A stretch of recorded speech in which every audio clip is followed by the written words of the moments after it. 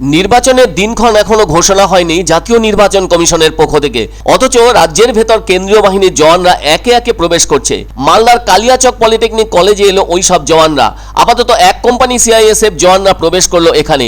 লোকসভা নির্বাচনকে শান্তিপূর্ণভাবে সমাপ্ত করার লক্ষ্য নিয়েই কেন্দ্রীয় বাহিনীর জওয়ানদের পাঠানো হচ্ছে রাজ্যের বিভিন্ন জেলায়। ফলে শুক্রবার রাতে প্রবেশ করলো তারা সেখানকার পলিটেকনিক কলেজে। ওখানেই তাদের থাকার ব্যবস্থা করা হয়েছে। যদিও পলিটেকনিক কলেজে এখনো ক্লাস চলছে, কোনোভাবেই ছুটি ঘোষণা করা হয়নি।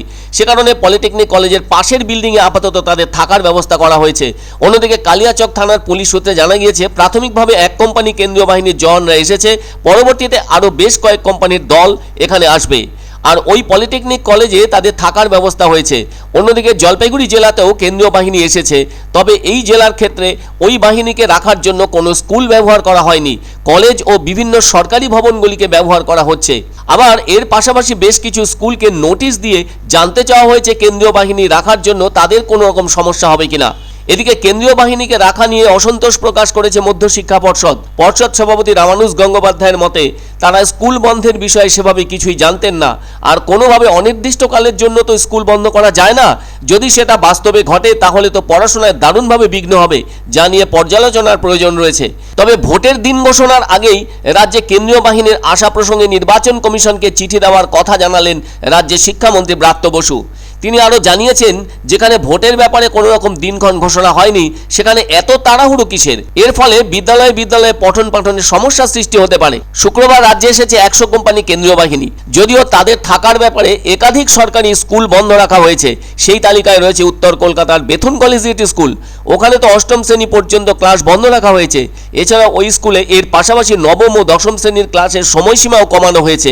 আবার একই রকম সিদ্ধান্ত গ্রহণ করা হয়েছে কলকাতার আনন্দপুর হাই স্কুল, মেটিয়াবুরু, যাদবপুর ও তিলজলার বিভিন্ন স্কুলের ব্যাপারেও। 7ই মার্চ রাজ্যে আসছে আরও 50 কোম্পানি কেন্দ্রীয় বাহিনী, যে কারণে আরও বেশ কিছু স্কুল বন্ধ করা হতে পারে বলে আশঙ্কা শিক্ষা মহলের। এক কোম্পানি সিআইএসএফ জওয়ান বলতে 90 জনের দলকেই বোঝায়, যার মধ্যে 75 জন সবসময় রুট মার্চ করবে কিংবা টহলদারি বা নজরদারির বিষয়টি চালাবে বলে জানা গেছে। সিআইএসএফ হল সেন্ট্রাল ইন্ডাস্ট্রিয়াল সিকিউরিটি ফোর্স, ভারতের স্বরাষ্ট্র মন্ত্রণালয়ের অধীনে একটি ফেডারেল পুলিশ সংস্থা।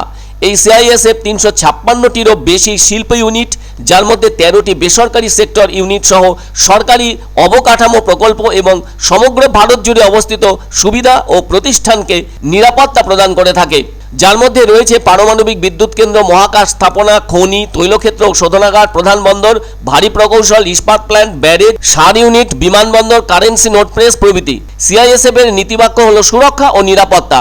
আজ থেকে 55 বছর আগে অর্থাৎ 10ই মার্চ 1969 সালে গঠিত হয় সিআইএসএফ। এদের দায়িত্বগুলির মধ্যে রয়েছে সংবেদনশীল সরকারি ভবন, দিল্লি মেট্রো প্রভৃতি। সিআইএসএফ এর সদর দপ্তর নতুন দিল্লিতে।